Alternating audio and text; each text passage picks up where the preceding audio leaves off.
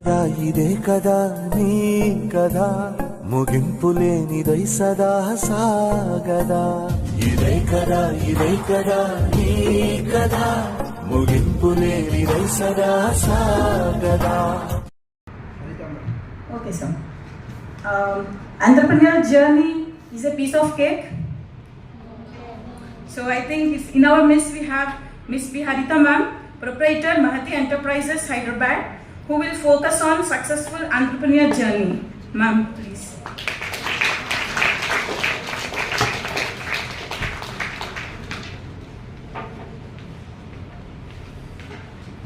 Good afternoon, everyone.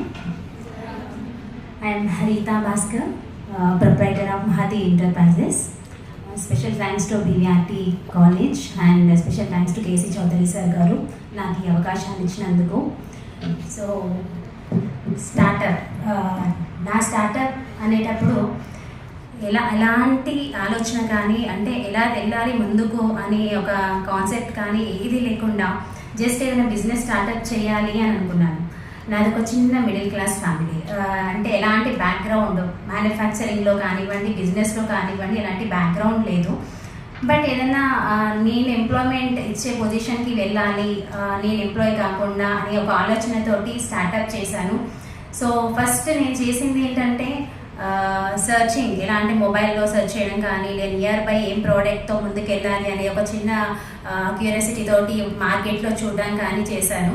So దాంట్లో నాకు వచ్చిన ఐడియా ఏంటంటే పేపర్ ప్లేట్స్ మ్యానుఫ్యాక్చరింగ్ యూనిట్. అదేంటంటే మనం మెషినరీ అనేది ఇంట్లో పెట్టి కూడా మ్యానుఫ్యాక్చరింగ్ చేసుకోవచ్చు. సో అలా అని నేను ఒక మెషినరీ గురించి ఆల్మోస్ట్ ఒక 2 months నేను మా హస్బెండ్ పెద్ద పెద్ద యూనిట్స్ విజిట్ చేసేవాళ్ళం. ఎలా మెషినరీస్ ఉంటాయి, మ్యానుఫ్యాక్చరింగ్ అనేది ఎలా చేయాలి, దానికి ఎలాంటి రా మెటీరియల్ ఉంటుంది, ఇవన్నీ ఎవ్రీథింగ్ ఒక 2-3 months సెర్చ్ చేసి గ్రౌండ్ వర్క్ చేసుకొని స్టార్టప్ చేయడానికి రెడీ అయ్యాను. బట్ స్టార్టప్ చేయడానికి మెయిన్ మనకు కావాల్సింది ఏంటో చెప్పండి? ఫండింగ్. సో ఎంత చిన్న బిజినెస్ అయినా ఒక పెద్ద బిజినెస్ స్టార్టప్ చేయాలన్నా ఫండింగ్ అవ్వాలి. సో నేను స్టార్టప్ చేసేటప్పుడు నా దగ్గర ఒక 1 రూపీ కూడా లేదు, ఫండింగ్ అనేదే లేదు నా దగ్గర. సో నేను డైరెక్ట్ బ్యాంక్ వెళ్ళిపోయాను. అంటే ఒక 10 years కింద నాకున్న నాలెడ్జ్ ప్రకారం ఏంటంటే బ్యాంక్ వెళ్ళగానే లోన్ ఇచ్చేస్తారు, నేను ఒక ఐడియా చెప్తాను అనేసి హ్యాపీగా బ్యాంక్ వెళ్ళిపోయా. బ్యాంకర్స్ దగ్గరికి వెళ్ళి సార్ ఇలా ఒక మ్యానుఫ్యాక్చరింగ్ యూనిట్ స్టార్ట్ చేద్దాం అనుకుంటున్నాను, సో నాకు ఇలా ఫండింగ్ కావాలి, ఒక మెషినరీ తీసుకుంటాను. డైరెక్ట్గా ఆయన నన్ను అడిగిన క్వశ్చన్, ఏం కొలెట్రాల్ పెడతారమ్మా, ప్రాపర్టీ ఉందా అని అడిగారు. సో బ్యాక్ టు హోమ్, ఇంటికి వచ్చేసాను. అర్థం కాలేదు, ఏం చేయాలో తెలియదు. ఫైనాన్షియల్లీ సపోర్ట్ చేసే ఫ్యామిలీ కాదు, కండిషనల్తో ఉన్న ఫ్యామిలీ.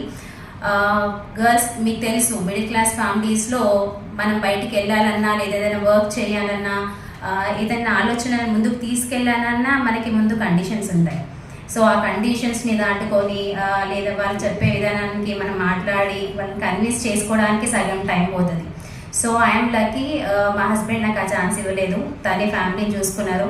సో నేను బిజినెస్ స్టార్టప్ చేయడానికి తను నాకు సపోర్ట్ చేశారు. సో నేను ఇన్వెస్ట్మెంట్ లేదు కదా నా దగ్గర, ఎలా చేయాలి? సో నేను డ్రాప్ అవ్వలేదు, ఆలోచించాను. నాకు ఒక బెస్ట్ ఫ్రెండ్ ఉంది, నా బెస్ట్ ఫ్రెండ్ ఎవరో మీకు లాస్ట్లో చెప్తాను. సో తను నాకు ఇచ్చిన ఐడియా ఏంటంటే, నీ దగ్గర ఫండింగ్ లేదు, బట్ నీ సరౌండింగ్స్లో ఎవరైనా ఆ బిజినెస్లో ఉన్న వాళ్ళు ఉన్నారా అనేది సెర్చ్ చెయ్యి అని చెప్పింది. సో నేను అలాగే నా నియర్ బై ఉన్న ఏరియాస్లో సెర్చింగ్ స్టార్ట్ చేశాను. సో లక్కీలీ ఒక యూనిట్ అతను మొత్తం క్లోజ్ చేశారు, అంటే వాళ్ళ లాసెస్లో వెళ్ళిపోయి మొత్తం గోడౌన్లో క్లోజ్ చేశారు. సో నేను తన దగ్గరికి వెళ్ళి, సార్ నా దగ్గర ఫండింగ్ లేదు, ఇన్వెస్ట్మెంట్ అమౌంట్ లేదు, బట్ నేను రెంట్ బేసిస్లో మీ దగ్గర మెషినరీ తీసుకుంటాను. సో ఆ రెంట్ పర్పస్లో తీసుకొని వర్క్ చేసిన తర్వాత మీకు పే చేస్తాను అని చెప్తే, ఆయన నాకు ఇచ్చిన ఆఫర్ ఏంటి అంటే, ఓకే అమ్మ నీకు మెషినరీ ఇస్తాను, బట్ నా గోడౌన్ ఓపెన్ పెట్టి మెషిన్ సేల్ చేసేటట్టుగా మీరు చూసుకోవాలి అని చెప్పారు. సో నాకు మంచి ఆప్షన్, ఎందుకంటే నా దగ్గర ఇన్వెస్ట్మెంట్ లేదు, బట్ నాకు మెషినరీ వస్తుంది. ఒక చిన్న మెషినరీ, ప్రసాదం కప్స్, పేపర్ కప్స్ అని మనం వినాయక చవితికి యూజ్ చేస్తాం కదా, ఆ కప్స్ మెషినరీ వస్తుంది. నేను ఫస్ట్ అనుకుంది buffet manufacturing, paper plates. So అది రాకపోయినా స్టార్ట్ చేయడానికి నాకు ఒక మెషినరీ దొరుకుతుంది కదా అని చెప్పి నేను ఆ మెషిన్కి యాక్సెప్ట్ చేశాను. నేను 2017లో ఆ మెషిన్ నేను 10,000 పెట్టి రెంట్కి తీసుకున్నాను. సో మా ఇంటికి ఆ యూనిట్కి కొంచెం డిస్టెన్స్ అనమాట. సో నేను ఆ మిషన్ అయితే బిజినెస్ స్టార్టప్ చేశాను. అప్పుడు నాకు 2 అబ్బాయిలు, ఒకరు 1.5 years, ఒకరు 5 years. సో చిన్న పిల్లలు పెట్టుకొని స్టార్టప్ చేస్తున్నాను అనేది ఫస్ట్ థింగ్ ఫ్యామిలీతో. బట్ నాకేంటంటే నాకు మెషిన్ దొరికింది, వేరే ఏది ఆలోచించలేదు. నాకు ఒక మెషిన్ దొరికింది. సో నేను మార్కెట్కి వెళ్ళాలి, ఎలా చేయాలి అని. సో ఆ మెషిన్ ఇచ్చే పర్సన్ నాకు కొంచెం సజెషన్ ఇచ్చారు. ఆయన, అమ్మ ఇలా ఉంటుంది ప్రైజెస్, ఇలా ఉంటుంది, నువ్వు ఇలా సేల్ చేయాలి అని. మళ్ళీ నేను మెషిన్ తీసేసుకున్న తర్వాత నాకు ఒకవేళ నేను సేల్ చేయలేకపోతే ఏంటి అనే ఒక డౌట్తో నేను ఫస్ట్ ఏం చేశానంటే నా ఐడియాస్ తోటి మార్కెట్కి వెళ్ళిపోయి ఒక హోల్సేలర్ దగ్గర ప్యాకెట్ కొనుక్కొని ఈ రీటైల్ దగ్గరికి వెళ్ళి ఇది నేను మ్యానుఫ్యాక్చరింగ్ చేస్తున్నాను సార్, మీరు ఆర్డర్ ఇస్తారని అడిగాను. సో వాళ్ళకి నేను చేస్తున్నానని వాళ్ళు చూడరు కదా, వాళ్ళ దగ్గరికి వెళ్ళి నేను మ్యానుఫ్యాక్చర్ అని చెప్పాను. సో వాళ్ళు ఓకే అని ఆర్డర్ ఇచ్చారు. సో అక్కడ నాకు అర్థమైంది, సో మనం మ్యానుఫ్యాక్చరింగ్ చేస్తున్నాము అని చెప్పాము. Local market, near by market ఉండడం ఒక అడ్వాంటేజ్ అయింది నాకు.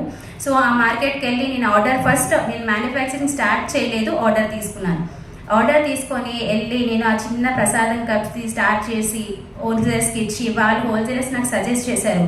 సో టిఫిన్ ప్లేట్స్ కూడా మ్యానుఫ్యాక్చరింగ్ చెయ్యమ్మా అని. సో టిఫిన్ ప్లేట్స్కి నేను మళ్ళీ వెళ్ళాలంటే మళ్ళీ మెషిన్ తీసుకోవాలి అంటే మళ్ళీ same story, investment, bankers support దొరకలేదు, అంత నాలెడ్జ్ లేదు నా దగ్గర. అప్పుడు నేను బ్యాంక్ని ఎలా అప్రోచ్ అవ్వాలి, బ్యాంకర్తో ఎలా మాట్లాడాలి అన్న ఒక నాలెడ్జ్ నాకు లేదు. సో నేనేం చేశాను, హోల్సేల్ సేమ్ కాన్సెప్ట్, హోల్సేలర్స్ దగ్గర ఆల్రెడీ మ్యానుఫ్యాక్చరింగ్ ఉన్న వాళ్ళ దగ్గరికి వెళ్ళి కొనుక్కొని చిన్న చిన్న షాప్స్కి వేయడం స్టార్ట్ చేశాను. అది ట్రేడింగ్. నేను ట్రేడింగ్ ఏదైతే మ్యానుఫ్యాక్చరింగ్ ప్రసాదం కప్స్ చేస్తూ టిఫిన్ ప్లేట్స్, బఫే ప్లేట్స్ని ట్రేడింగ్ చేసుకుంటూ వెళ్ళిపోయా. సో మ్యానుఫ్యాక్చరింగ్ కమ్ ట్రేడింగ్ ఏంటి అంటే, ట్రేడింగ్ ఇప్పుడు మీరు ఒక ఆల్రెడీ మ్యానుఫ్యాక్చర్స్ దగ్గర నుంచి లిఫ్ట్ చేసి ఒక హోల్సేలర్ కానీ రీటైల్ కానీ మీరు సేల్ చేస్తే అది ట్రేడింగ్ అవుతుంది. సో మ్యానుఫ్యాక్చరింగ్ చేస్తూ నేను ట్రేడింగ్లోకి వచ్చాను. సో అలా చిన్నగా అనుకుంటూ ప్రసాదం cups, tiffin plate, manufacturing unit మొత్తం ఒక 40 lakhs టర్న్ ఓవర్కి తీసుకొచ్చుకొని ఇప్పటి వరకు వర్క్ చేస్తూ వచ్చాను. మధ్యలో చాలా స్ట్రగుల్స్ వస్తాయి. బిజినెస్ అనేది మనం స్టార్ట్ చేయగానే ఏకదం పైకి వెళ్ళిపోతుంది అన్నట్టు ఉండదు. చాలా స్ట్రగుల్స్ ఉంటాయి, చాలా అవుతుందో అవ్వదని ఒక డౌట్ ఉంటుంది. ఫస్ట్ మన మీద మనకి కాన్ఫిడెన్స్ ఉంటే, మనం చేయగలము అన్న నమ్మకం మనకు ఉంటే మనం ఖచ్చితంగా బిజినెస్లో సక్సెస్ అవుతాం. అండ్ బిజినెస్ అనేది ఏదో